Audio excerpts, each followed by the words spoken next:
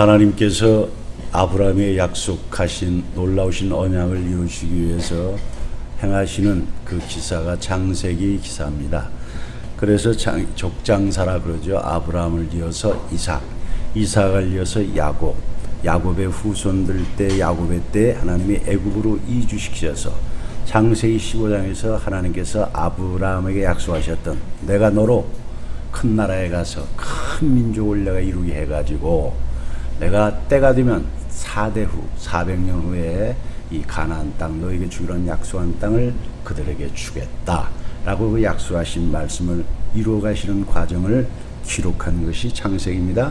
그래서 하나님의 사람으로 아브라함을 만드시고 또 이삭도 그렇게 만드시고 야곱도 하나님의 사람으로 만드셔서 야곱의 자손들 역시 하나님의 사람으로서 하나님의 사람이라는 것은 믿음으로 이 땅에서 거룩한 삶을 사는 것을 말하는 거죠. 안 믿는 사람들에게 하나님의 역사의 주관자 되심을 알리는 그런 제사장 역할을 할 수 있는 그런 거룩한 삶, 섬김의 삶, 사랑의 삶을 사는 것을 말합니다.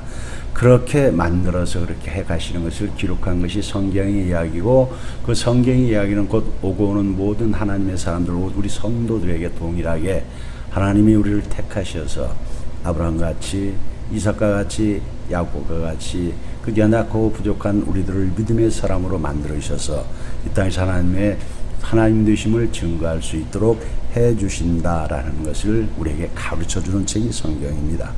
오늘은 특별히 하나님께서 요셉을 특별히 빼가지고 먼저 애굽으로 이주시킨 후에 요셉을 훈련하시고 나서 요셉이 하나님의 뜻을 온전히 이해하고 이제 하나님의 구원의 역사를 이루어가드리는 극적인 장면을 기록한 창세기 45장의 이야기를 여러분과 함께 나누고자 합니다.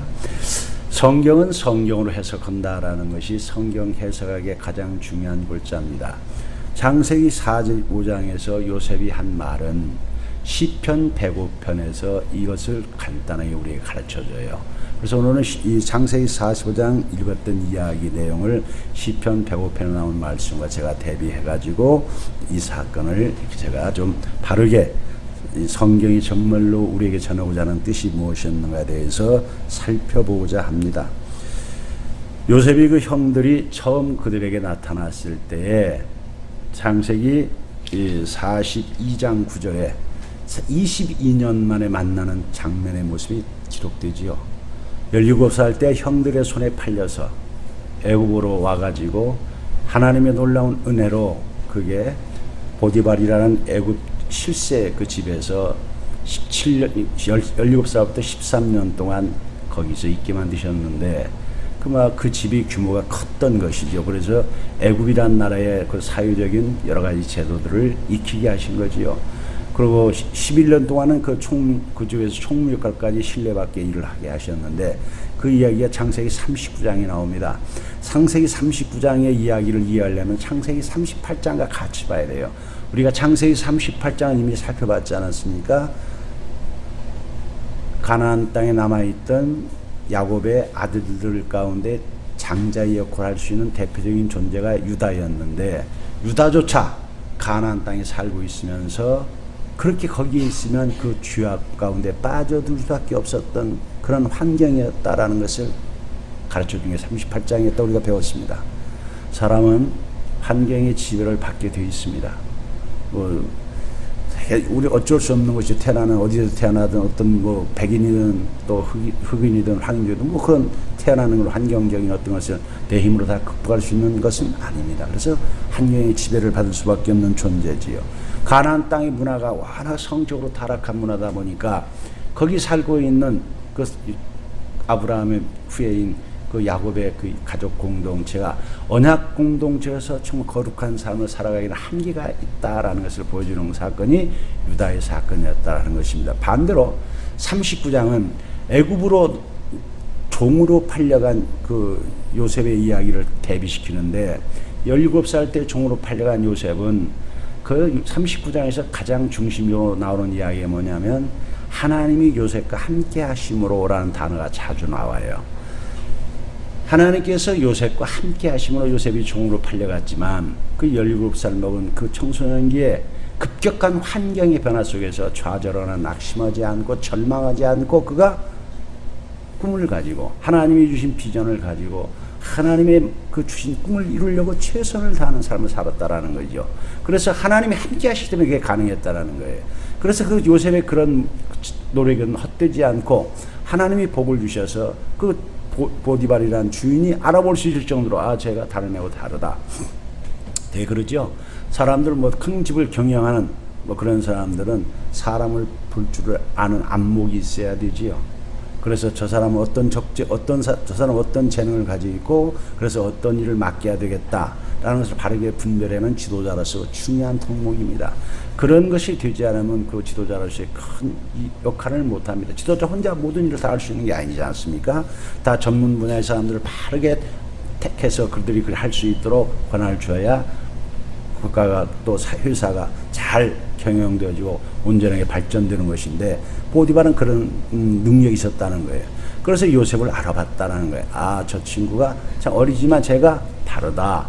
참 성실하고 자기 민족과는 다른 이민족임에도 불구하고 애가 달라. 진실하고 총명하고 매사가 정직하고 어떤 신임을 하게 돼가지고 전체 집안일을 맡기게 되었다라고 이야기합니다. 그래서 절대적인 권한을 가지고 음식 문제만은 문화가 다르니까 그 문제만은 요셉에게 안 맡기고 자신이 알아서 하고 다른 모든 것은 그에게 맡길 만큼 신뢰를 받고 아름다운 관계를 가지고 모든 집안이 화평하게 잘 되어갔다고 했는데 안타깝게 28살쯤 되었을 때 그 보디발의 아내가 요셉을 유혹하지 않습니까? 그 보통 유혹하는 게 아니라 아주 악착같이 요셉이 안 된다고 그렇게 고민할 때 요셉이 그 거절할 때 말을 보십시오. 정말 논리 정연하게 올바르게 얘기합니다. 당신 주인이 나에게 모든 것을 맡겼지만은 당신은 나한테 맡긴 존재가 아니다. 왜냐하면 주인 것으로서 내가 당신을 함부로 해서는 안 되기 때문에 당신과 내가 절대 그런 불의한 일에서는 안 되는 것이다라고 그 문제를 사회적으로서 가르쳐주고 더 중요한 것을 요셉이 얘기합니다. 사람은 속일 수 있을지 몰라도 내가 믿는 하나님은 속일 수 없습니다. 그래서 내가 당신과 그런 불륜의 관계를 맺는 것은 하나님 앞에 큰 죄를 짓는 것입니다. 그 죄를 지면은 내가 하나님의 사람으로서 하나님께 쓰임받지 못한다는 거예요. 그래서 내가 그 일을 할 수 없습니다라고 그 참으로 거절은 참된 이유를 밝힙니다. 우리가 그렇게 살기가 쉽지 않지요. 우리가 사람들은 속일 수 있지만 하나님은 못 속인다. 우리를 상을 주시고 벌을 주시면 사람이 아니라 하나님이시다라는 신전의식을 신전의식이라고 여기하는데 그걸 가지고 그렇게 단호하게 자릅니다. 그것은 창세기 38장에 유다와 대비되는 거예요. 유다는 그 성적인 성욕이 일어났을 때 스스로 그렇게 여자들께 찾아가서 그렇게 하는 행위를 반면 그 요셉은 그런 유혹을 받았어도 한창 때 나이에 그런 유혹 앞에 가장 그 나이에 그 성적인 문제에 예민하고 넘어지기 쉬운 문제에 있었음에도 불구하고 그걸 하나님의 그 앞에서 신전의식으로 죄를 짓지 않는 그러한 훌륭한 일을 했다는 것을 성경이 기록하는데 안타깝게도 그랬으면 상받아야 되는데 그 일로 말미암아서 그 어떻게 되냐 감옥에 가게 된다는 것입니다.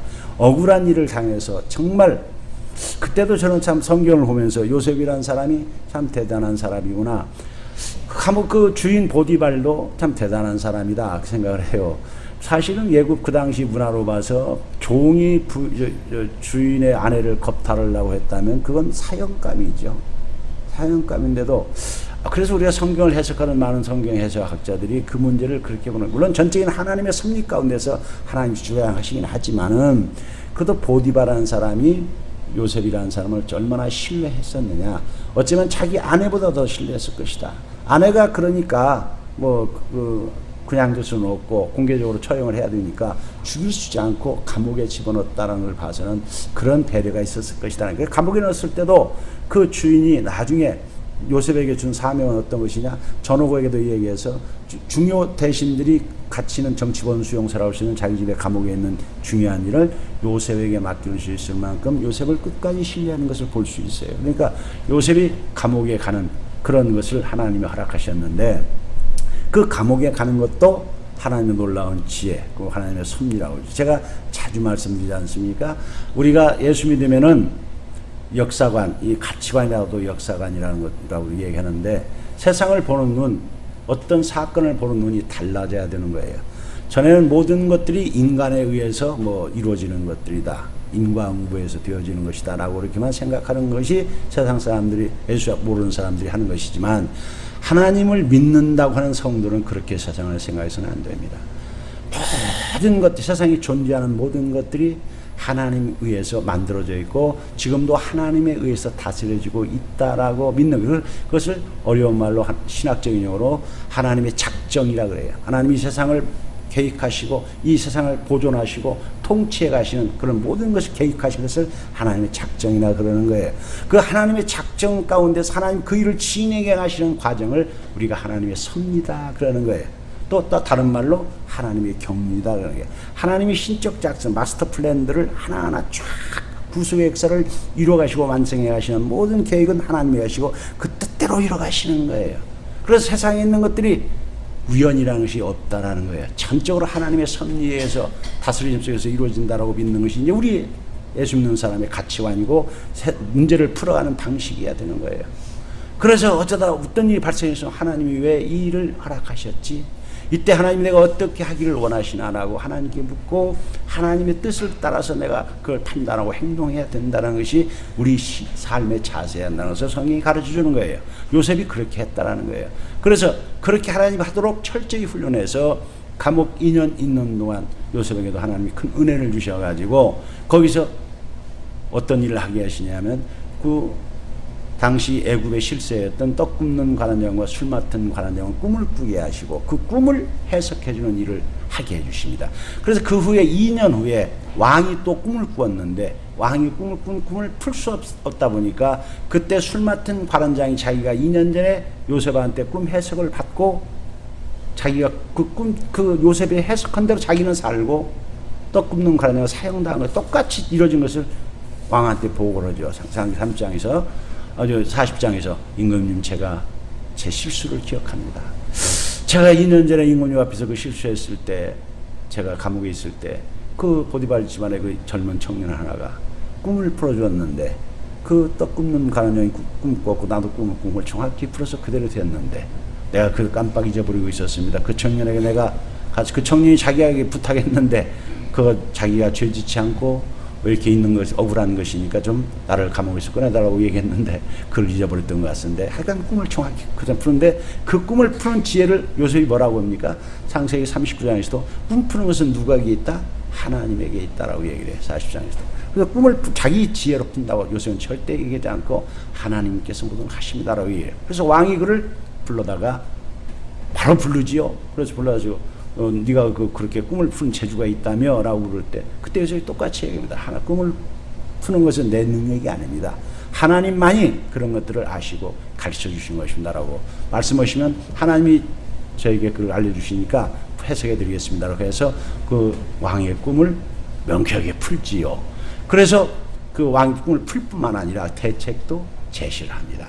사심없이 하나님이 주신 지혜를 준 사람은 어떤 정말 정직하고 진실하게 사심없이 하나님의 뜻을 이 나라가 앞으로 7년 풍년이 들고 7년 흉년이 되는데 7년 풍년이 들을 때 그것을 어떻게 하느냐 대비를 하십시오. 그래서 모든 추수하는 사람들의 5분의 1을 세금으로 걷고 그 5분의 1 거둔 5분의 1을 잘 관리할 수 있도록 뭐 성들을 쌓고 곡식들을 관리할 수 있는 잘하는 사람을 해가지고 비치를 잘 했다가 7년 흉년이 들을 때 또 그걸 적절하게 잘 공급해 줘야만이 앞으로 이 나라가 존재하는 것입니다. 그렇게 하라고 이 꿈을 왕한테 주었는데 두 번 꾸신 것은 반드시 하나님이 이루시게 하신 거니까 빨리 그 일을 진행하시도록 하시면 좋겠습니다 라고 왕한테 알리자 왕이 감동을 먹고 그러죠. 이렇게 명쾌하게 풀어주고 이렇게 알려준 사람은 당신 너밖에 없었는데 너 이 일을 진행할 사람도 너 위에 누가 있겠냐. 그렇게 명철하게 알았으니까 그 일도 계획한 대로 진행하면 너밖에 없으니 네가 바로 그 일을 맡아서 해다. 바로 총리로서 자기 왕의 권한을 다 주고 뭐예요? 자기 뭐 아내나 이런 거 위에는 명색만 왕이지 다른 모든 권한 너한테 이름을 대니까 네가 이 나라를 그렇게 잘 이끌어 달라라고 해서 요셉이 총리에 올랐다는 얘기가 쭉 기록되어 있습니다. 그래서 요셉이 총리에 올라서 흉년이 전 풍년 또는 7년 동안 2명의 아들을 낳아서 한 큰아들은 뭐 므낫세라 해서 하나님께서 내 고난을 잊게 해주셨다라고 하나님의 은혜를 추억하고 아버지의 일도 잊어버리게 해주셨다고, 그리고 두 번째 에브라임은 하나님 내가 수고한 대로 나를 창성케 해주셨다라고 풍년 들 때 둘 아들 낳았다고 이 얘기서 장시 1장에 나와요. 그렇게 하면서 하나님 의지하고 온전히 자기에게 맞은 국사에 맺이는 모습을 보여주었습니다. 그리고 마치 흉년 2년 차에 이 형들이 자기 앞에 왔던 이야기가 우리가 아까 읽었던 42장 9절 그 모습이, 형들이 와서 42장 9절에 보면은 써 있는 거예요.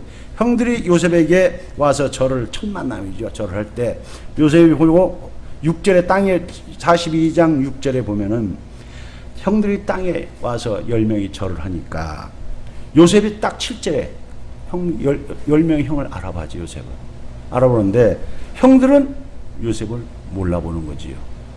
요셉은 뭐 형들이 10명이 더 왔으니까 뭐 22년이 지났어도 그 10명이 떼거리로 왔으니까 한두 명이 갔든 모르죠. 10명이니까 다 뭐 알지 않겠습니까? 10명이 다 와가지고 하니까 바로 즉석에 알아봤는데, 형들은 아마 이 성경을 주석하는 해석하는 분들이에요.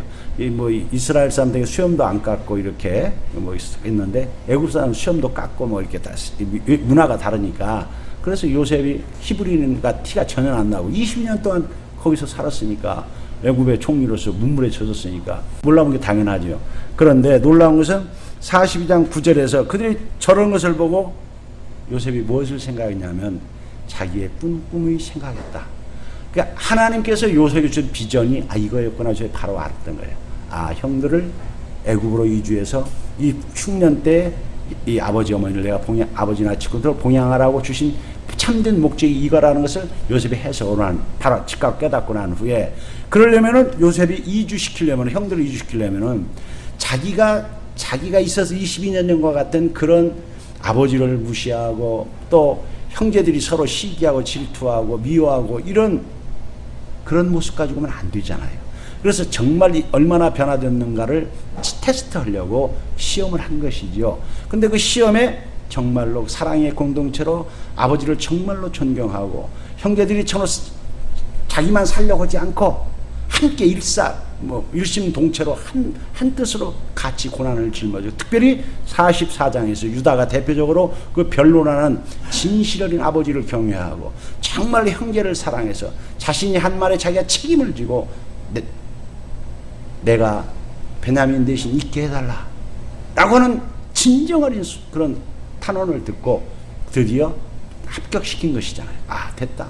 그리고 다른 형제를 도망가지 않고 베냐민만 놔도 가라 해도 다른 아무도 안 가고 똑같이 갈 수 없다고 그렇게 하는 걸 보고 옛날에 자기였던 때하고 완전히 달라진, 그래서 하나님의 언약 공동체로, 사랑의 공동체로, 성김의 공동체로 된 것을 확인한 후 드디어 이제 자기가 요셉이라는 것을 여기 밝힌 게 40년. 그래서 이제 22년 만에 정말 형제 간의 아름다운 극적인 만남을 이렇게 이루어주는데, 문제는 뭐가 있겠어요? 요셉을 팔아먹은 큰 죄를 진 형들의 그 입장에서 어떻게 요셉을 대할 수 있겠습니까? 그것도 요셉이 지금 어떤 위치에 있습니까? 애굽의 총리 대신으로 지금 요셉 앞에 엎드려 절하고 있는 사람들, 엎드려 있어 다들 지금 이렇게 부복하고 있는 거예요. 지금 탄원원 중이었으니까 이런 중에 있는데, 요셉이 정말 용서해주고 요셉이 그걸 맞아줘야만 화해가 되는 거잖아요. 그래서 형들도 요셉에 대한 잘못한 것을 늘 자기 가슴 깊이 가지고 있었잖아요. 그래서 요셉 앞에 요셉이 처음 테스트할 때 이야기할 때, 봐라, 우리가 이런 엉뚱한 오해를 받고 그렇게 어려운 것은 그때 그 동생이 일 때문에 그런다. 그래서 우리가 이런 고통을 받는다라고 그도 서로 얘기를 하고, 또 돌아오다가 그 여관 그쪽에서 돈이 발견될 때 어째서 이 하나님이 우리에게 이런 하시냐라고 얘기를 하고, 그들이 20년 동안 트라우마 같이 그것들을 가지고 있어요. 자기들이 잘못한 것에서, 요셉에 대한 잘못한 것에서 그런 지민을 가지고 있는 말 한순간에 무너지겠어요? 그런 상황인데 요셉이 그 문제를 해결해 주는 과정을 얘기하는 거예요. 근데 그것은 굉장히 놀라운 것입니다. 제가 아까 얘기했던 시편 105편에 보면은 시편 105편에 이렇게 이 사건을 요셉이 한 말을 거기서 이렇게 정리해 주어요. 요셉이 한 말을, 이게 요셉이 그냥 감정적으로 한 것이 아니라 정말 이것이 하나님께서 행하신 것이다라는 것을 성경은 성경으로 해석한다는 우리 이제 해석학적 원리에 보면 시편 105편에 보면은 16절부터 이렇게 이 사건을 얘기하는데 찾아볼까요? 879페이지 펴시면 시편 105편 16절 있는 부분이 나옵니다.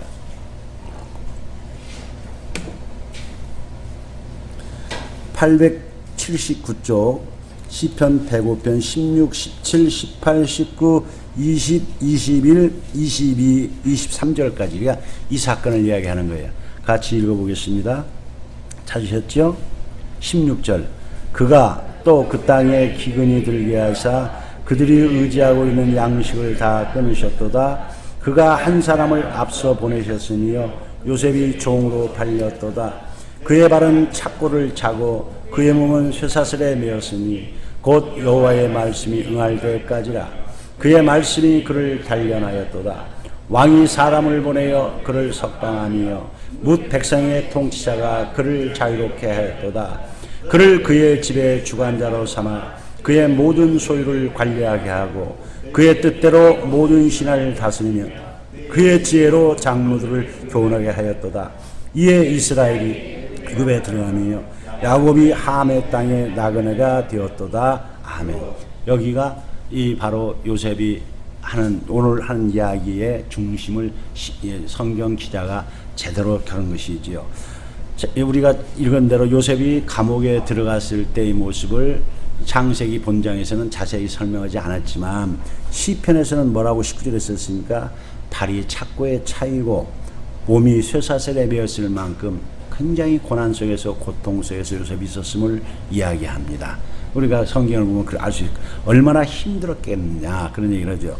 또 19절 그의 여호와의 말씀할 때까지 그 감옥에 달려놓았다는 것은 그 말씀들은 이 공동번역 성서라고 거기서는 좀 쉽게 해석을 했는데 주석하는 분들이 여기에 좀 약간 서로 이게 어떤 하나님의 말씀이 응할 때까지라 그 말씀이 그를 단련하였도다라는 이 번역이 과연 무엇을 의미하는 거냐? 요셉에게 하나님께서 말씀해 주신 것은 없지 않습니까? 창세기에도 요셉에 보면은 하나님께서 요셉에게 말씀하신 적은 없어요. 꿈만 확실히 꾸게 해 주신 거지요. 첫 번째 꿈은 하나님께서 요셉으로 하여금 자기 집안을 섬길 수 있는 위치에 있게 해 주겠다라는 것은 알지요. 그 두 번째 여기서 그래서 이 여호와의 말씀을 되게 꿈으로 말하는 꿈으로 보는 것이 좋겠다라고 보는 거죠. 하나님께서 꿈을 풀어 주시는데 여기서의 꿈은 꿈이 응할 때까지라는 것은 두 가지를 다 얘기한다. 하나는 요셉에게 준 꿈도 꿈이지만 그 꿈이 이루어지기 위해서 세부적으로 두 번의 꿈을 더 풀게 해주잖아요. 요셉의 꿈을 이루어지기 위해서 두 번의 꿈을 풀어주게 해요. 풀어주게 하는 첫 번째는 어떤 꿈이에요? 그 아까 얘기했던 두 명의 대신들의 꿈을 풀어줬던 거예요. 그래서 그 꿈을 풀어서 꿈대로 그게 풀려났음에도 불구하고 그러면 요셉이 부탁한 대로 그 술 맡은 관원장이 왕한테 얘기해서 요셉을 끌어내 줬으면 참 좋았을 뻔했는데 그 성경은 써 있어요. 까맣게 잊어버렸더라고. 그 사람이 까맣게 잊어버리고 있다가 2년이 지난 후 그 꿈이 또 하나의 꿈이요. 누가 꿔요? 왕이 꿈을 꾸어가지고 왕의 꿈을 풀 사람이 애굽에 없다 보니까 그때서 그 애굽의 그 술 맡은 관원장이 고백을 해가지고 요셉을 연결해가지고 결국 요셉의 꿈들이 이루어질 수 있는 길을 열어줬다라고 그런 거예요. 그때까지 감옥에서 2년 동안 요셉을 하나님이 철저히 훈련하셨는데 제가 생각할 때는 요셉도 아마 자기가 꿈을 풀어줬으니까 반드시 하나님께서 하실 일을 알려줬으니까 자기가 풀려나지 않겠나. 그래서 이제 뭐 20년 채 안 된, 뭐 13년도 채 안 된 이때 아버지나 형들을 만날 수 있지 않을까라고 생각했을지도 몰라요. 그러나 하나님은 그렇게 하시지 않지요. 그러니까 하나님의 섭리는 우리 인간이 바라는 것과 전혀 달라요. 저도 그래서 지금까지 예수 믿고 살아오면서 참 안타까웠던 일이 많습니다. 이렇게 하면 더 좋을 것 같은데 하나님이. 우리는 이렇게 하면 더 좋고 이렇게 하면 결과가 좋을 것 같은데 하나님이 영 그런 방법을 않거든요. 그래서 우리가 실망을 많이 하지 않습니까? 그래서 2년 동안 하나님이 철저히 그 사람을 의지하지 않게 하고 하나님만을 더 바라보게 하는 훈련을 더 하신 기간으로 감옥에서 더 연단시켰다. 저는 개인적으로 그렇게 생각하는 거예요. 그래서 이제 그 2년 후에 왕의 꿈을 꾸게 해가지고 20절에 그를 이제 백성의 통치를 삼아 주셨는데, 그리고 21절, 22절, 23절에 보면은 이 요셉이 절대로, 요셉은 어떤 일을 하든 자기 방식으로 하지 않고 항상 하나님의 방식으로 일을 풀어서 하나님의 지혜와 하나님의 그 방식으로 사람들을 섬겼기 때문에 공의롭고 어떻게 했어요? 완벽했다는 것을 알 수 있습니다. 그걸 얘기했는데, 여기서 요셉이 창세기 45장에서 이제 좀 확대해서 형들과의 그 화해를 이루는 장면을 우리가 좀 살펴보자 합니다. 요셉이 형들에게 얘기하는 거예요. 3절에서 보니까 먼저 형들한테 얘기하기 전에 1, 2절에 보면은 자기 주위에 있던 애굽 사람들을 일단 다 내보내는 거지요. 내보내서 형들과 자기만 있게 만드는 거예요. 그러고 난 후에서 어떻게 해요? 그동안 억눌렸던 그런 여러 회한의 눈물, 뭐 기쁨의 눈물, 감격의 눈물을 흘리면서 큰 소리로 울었더라 그러세요. 그러니까 목 놓아서 그냥 울고 싶은데 다 울었다라는 거죠. 그동안 22년 동안 쌓였던 모든 것들을 쏟아냈다라는 거예요.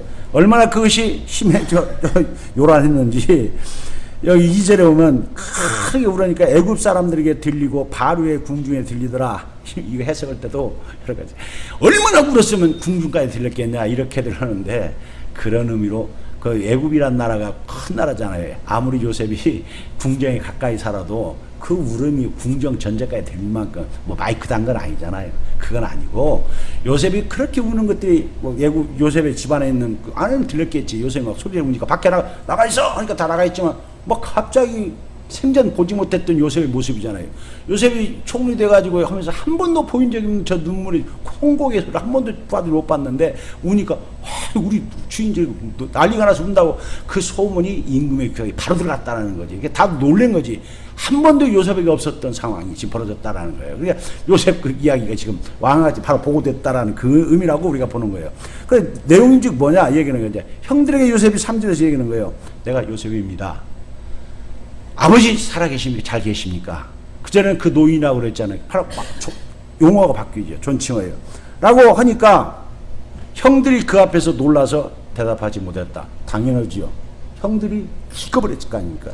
아니 자기들의 생사이탈을 가지고 끔찍이 탈했던 그 사람이 갑자기 요셉이라고 얘기하니까 내가 동생 요셉입니다. 아버지 잘 계시냐고 이렇게 물어보니까 분명히 그들이 믿지 않을 수는 없겠죠. 여기서 히브리 말을 했다고 봐야지. 지금까지 아랍어로 하면서 통역을 세우고 얘기했을지도 모르는데 다 내보내고 난 뒤는 히브리어로 지금 얘기하면서 내가 요셉입니다. 그걸 아버지 살아계시냐고 하니까 눈이 얼마나 오금이 저렸겠습니까? 이게 믿을 수도 않을 수도 없고 믿을 수도 없고 어벙이 쪄가지고 놀래가지고 무슨 말도 뻥긋 못하고 있었다. 당연하지요. 10명이 또 그러고 있는데 그때 형들이 요셉이 다시 얼마나 온유한 자세로 형들한테 가느냐 이게요. 형들이 얘기했어요. 내게로 가까이 오십시오. 너희들 죄악 한채가 막 했던 사람이 이제 존칭으로 쓰는 것이요. 형님들이시니까 내게로 가까이 오소서. 그럼 보십시오. 얘기해요. 다 알아요. 그러니까 가까이 오라니까 그때서야 다 엎드려 그렇게 지금 용서를 빌던 사람들이잖아요. 여기 44장에서 보면 써 있어요. 엎드려가지고 꿇어 엎드려가지고 지금 땅에 엎드려가지고 지금 빌고 있었거든요. 요셉한테. 그러던 사람들이니까 일어나서 가까이 오시라니까 그때서 이들이 4절에 보니까 가까이 가니까 요셉이 설명을 하는 거예요. 나는 당신들하고 요셉이 맞습니다. 또 당신들이 애굽에 나를 팔았던 거 그거 맞습니다. 그 정확히 실화는 얘기예요. 그런데 5절에서 쓰는 거예요. 당신들이 나를 애굽에 팔았다고 해서 근심하지 마십시오. 쫄지 마십시오. 그리고 죽을 죄를 졌다고 한탄하지 마십시오. 라고 위로를 해주는 것이죠. 그러면서 하나 설명을 해주는 거예요. 그 판 것의 죄는 죄지요. 애국 인질 매매했으니 엄청난 죄인데 그렇게 된 원인이 형들이 계획하고 나를 그렇게 악으로 했을지라도 그 하나님의 섭리 가운데 그게 되어졌다라고 해석하는 거예요. 우리가 예수 믿는 저와 여러분이 살아가면서 어떤 일을 당하든지 이거는 저 사람이 나를 골탕 먹이려고 저런 것이다. 저게 나를 무시한다. 라고 그렇게 해석하지 말라는 거예요. 하나님이 뜻이 있어 저 사람한테 나를 이렇게 한다. 라고 해석하는 거예요. 그래야 원수가 안 돼. 저도 여기 섬기면서 있으면서 뭐 여러 가지 일을 당하는데 당할 때마다 어떤 일을 당할 때마다 하나님이 왜 저 사람을 왜 저렇게 하실까? 하나님이 허락치 않으면 저게 안 된다라고. 하나님이 왜 저렇게 하셨는가를 그 원인을 그렇게 보는 거예요. 여러분 그렇게 모든 걸 풀어가는 거예요. 일이 잘 돼도 하나님 왜 일을 잘 되게 하셨을까? 일이 잘못돼도 하나님 왜 이렇게 하셨을까? 하나님이 왜 이러셨지? 라고 그 문제를 하나님께 묻고 하나님께 실험하고 그런 각도에서 문제 해석하는 거예요. 그래서 요셉이 정확히 해석한 거예요. 그래서 그거 당신들이 한 것 같지만 한 건 맞는데 그 하게 된 배후에는 하나님의 섭리, 아까 하나님의 섭리가 있었다 이게요. 그럼 뭐라고 얘기해요? 하나님이, 그래서 주가 하나님이에요. 하나님이 그 일은 나를 팔아서 당신은 종으로 나를 영원히 안 보려고 때때는 죽기를 바라고 했을지 모르지만 하나님은 왜 그렇게 하게 했냐면 하나님의 생명을 구원하시려고 나를 당신들보다 먼저 여기 보낸 사건입니다. 아까 시편에서 105편에서 얘기한 대로 하나님이 앞서 요셉을 보냈다라고 기자도 얘기하잖아요. 요셉이 해석한 게 맞다라는 거예요. 시편에서 하나님이 하신 것입니다. 당신들이 되게 악을 행하시고 인간적으로 못할 짓을 했지만 용서받을 수 없는 같은 죄를 저질렀지만 내가 당신들에게 악감을 품지 않고 그것을 용서할 수 있는 것은 이해할 수 있게 된 것은 내가 이것을 깨달았습니다라고. 여러분 요셉이 아까 얘기했잖아요. 감옥에 가기 전 13년 10년 가까이 어린 17살 때부터 종로를 할 때 얼마나 억울한 일을 많이 당했겠습니까? 얼마나 그 형들이 원망스러웠겠습니까? 얼마나 아버지가 보고 싶었겠습니까? 얼마나 외로웠겠습니까? 그때마다 요셉이 울면서 아마 하나님께 기도했으라고 저는 우리 믿습니다. 그래서 그때마다 울면서 기도했기 때문에 요셉은 눈물의 사람이 되었고 그런 눈물의 기도 가운데 하나님이 응답하셔서 이런 일에 대해서 하나님이 깨닫게 해주신 은혜가 있었기 때문에 요셉이 죄를 이기고 그 꿈을 가지고 그렇게 견딜 수 있었다라고 보는 거예요. 그래서 이 진리를 하루아침에 깨달은 건 아니겠지요.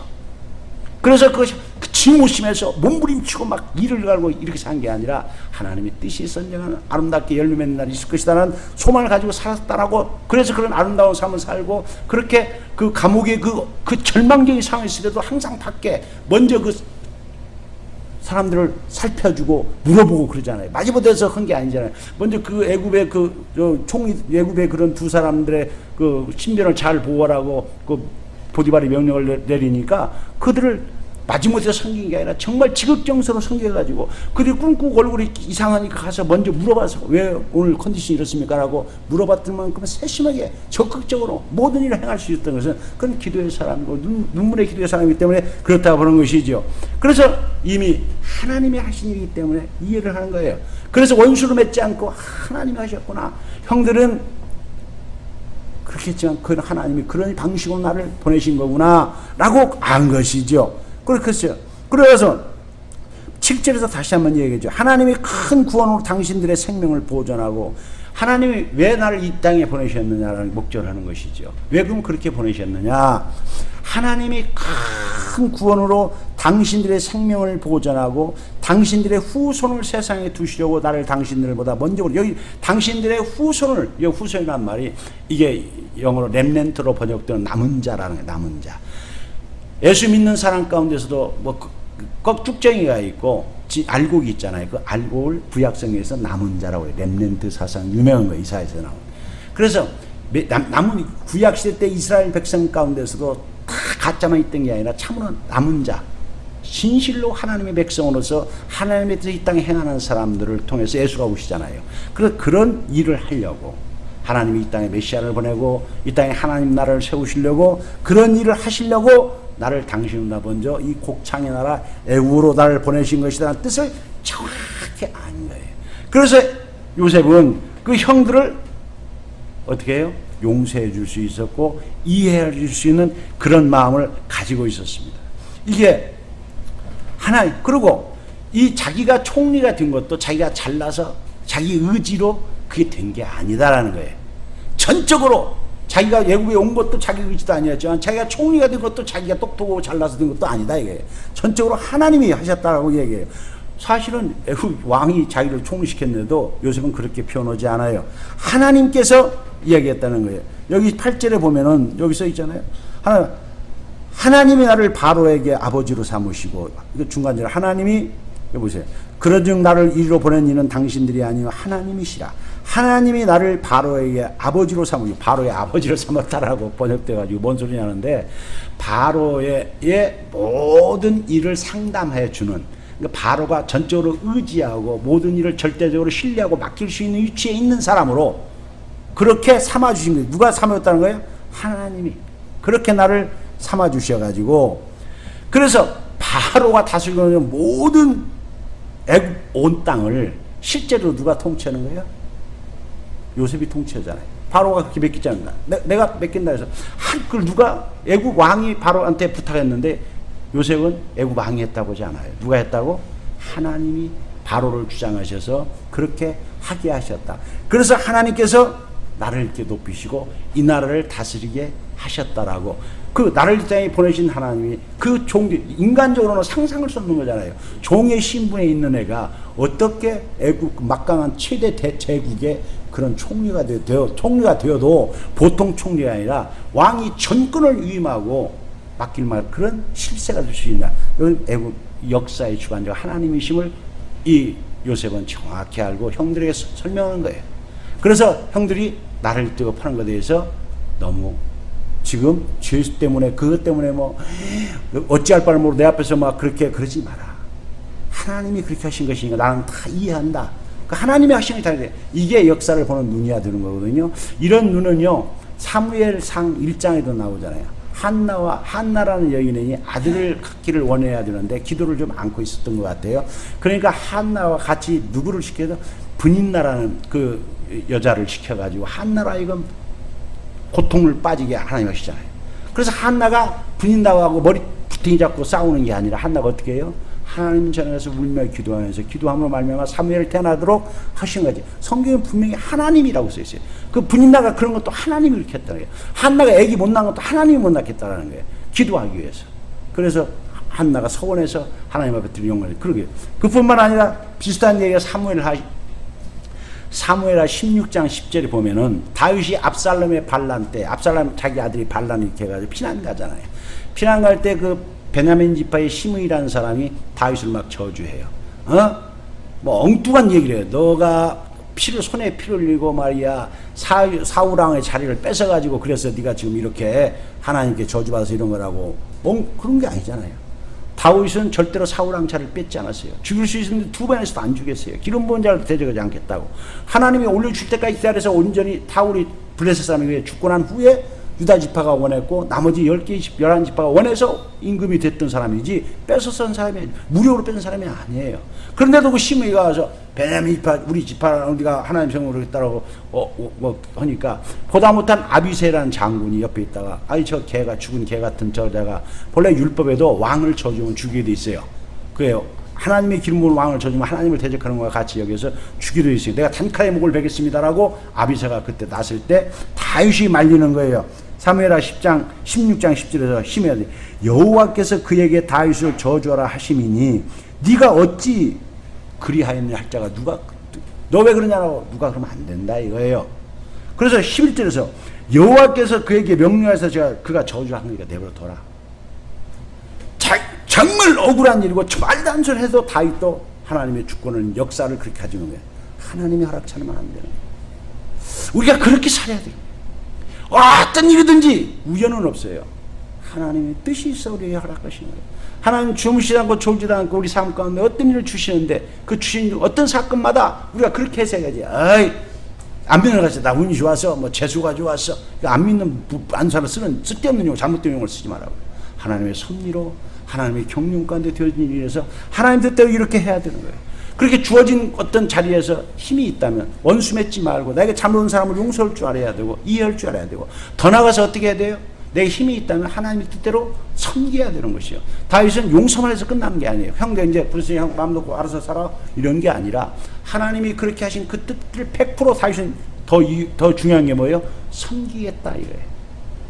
하나님이 나를 이렇게 세우시고 이렇게 먼저 보내신 것은 생명을 구원하시기 위해서 그러시니까 이제 아버지한테 가서 얘기를 하라고 상황을 설명해 주는 것이죠. 그래서 이제는 섬김을 얘기하는데 내가 섬기고자 하는 이것들을 잘 내가 당신들이 받아들여야 할 수밖에 없는 것을 설명해 주는 거예요. 6절에 보면은 여기 써 있지요. 이 땅에 2년 동안 흉년이 들었으나 아직 5년 앞으로 흉년이 더 남았습니다. 그래서 애굽에 당신들이 오지 않으면 안 됩니다. 나의 도움을 받지 않고는, 내가 섬기는 성경을 받지 않고 생존이 안 되니까 그 얘기를 하는 거예요. 상황을 설명하는 거예요. 하나님 그런 계획이 있어요. 내가 뭐 희씨가 나한테 내가 하라는 대로 하라 이것이 아니라, 내가 하는 것은 억지가 아니라 하나님의 뜻이다 이게요. 그래서 하나님이 지금 5년 흉년이 앞으로 남은 해결할 수 있는 길은 내가 애굽에 있어야만 해결되니까 이리 오시라는 것이죠. 그래서 내 길로 내려오라고 6절에서 얘기하죠.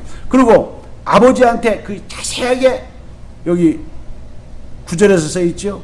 아버지한테 가서 속히 아버지가 올라가서 아버지 아들 요셉의 말에 하나님의 나라를 애굽 전국의 주로 세우시니 지치 말고 내려게 오셔. 내가 애굽의 전국의 주로 있으니까 내려게 오라는 것이죠. 그래서 10절에 정확하게 설명을 해요. 아버지의 아들들과 아버지의 손자들과 아버지의 양과 소와 모든 소유가 고센 땅에 머물러 나와 가깝게 하소서. 있잖아요. 아버지만 내가 섬기는 게 아니라, 아버지 내오시려면 그 부모의 마음을 요셉도 알아요. 효도만 하는 게 아니라 아버지가 소속된 모든 사람들, 그렇잖아. 아버지께 아버지 아들들과 손자들과 아버지의 양과 소유와 모든 종들과 어떤 것이든 하나도 내가 소홀히지 않겠습니까? 내가 다 맡아서 책임지겠습니다. 얼마나 자세하고 우리가 남을 섬길 때는 이런 거예요. 이래야 되는 거예요. 정말 최선을 다해서 배려해가지고 적당히가 아니에요. 그래서 우리가 로마서 12장 같은 때 구제를 할 때는 성실함으로 하라 그렇게 돼 있어요. 하나님께서 주신 어떤 일을 할 때는요, 성실해야 돼. 정말 최선을 다해서 살펴서 정말로 그 상대방을 하나님이 주신 은혜를 그대로 전할 수 있도록 그렇게 이야기합니다. 그리고 12절에 보면은 내가 하는 말을 내 입에서 하는, 내가 두 말 않겠다. 내가 하는 말을 잘 들어야 돼. 내 입에서 한 이 말을 내가 책임지겠다는 것이죠.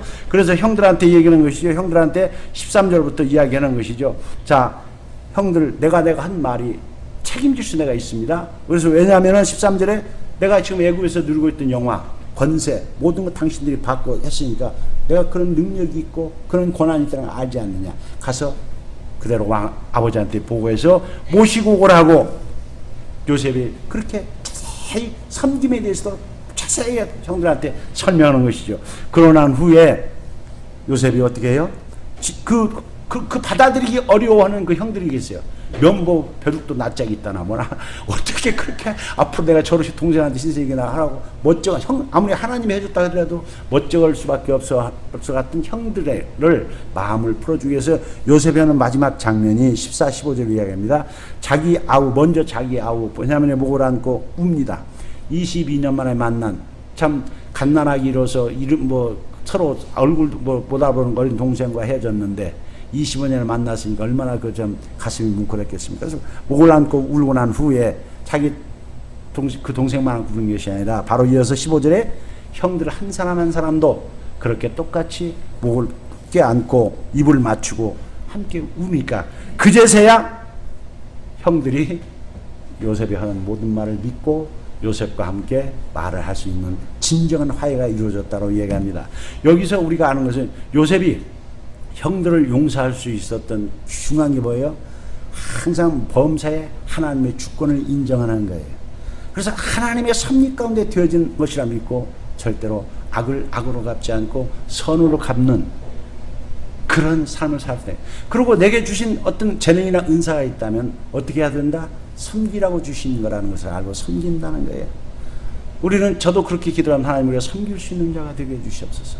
내 힘으로 하는 것이 아니라 나를 이렇게 해주신 요셉이랑 같이 나를 이렇게 종됐던 나를 이렇게 애굽 바로의 아버지 같은 역할을 해주고 모든 통치자로 세워준 것은 하나님이 주신 것이다. 그래서 청지기적 자세를 가지고 그 주신 참뜻을 내가 이루어드릴 수 있는 삶이 되려고. 그래서 요셉은 아까 시편에서 얘기했잖아요. 요셉은 자기 지혜로 한 것 같지만 아니라 하나님의 지혜로 하나님의 그 하신 대로 공의롭게 그 나라를 다스렸기 때문에 제가 시간이 없어서 뒤에는 자세히 설명하지만 16절부터 뒤에 마지막 보는 요셉의 이런 소식을 들은 왕과 그 신하들이 자기 일보다 더 기뻐했다라는 거예요. 요셉이 얼마나 진실하게 그 사람을 섬겼고 정말 공의롭게 했느냐를 알 수 있어요. 나중에 창세기 그 49장 지나서 50장에서 요셉이 아버지 장례식을 치를 때도 애굽의 왕과 그 신하들이 함께 참여해서 울어주고 함께 했던 거예요. 왜 그랬을까요?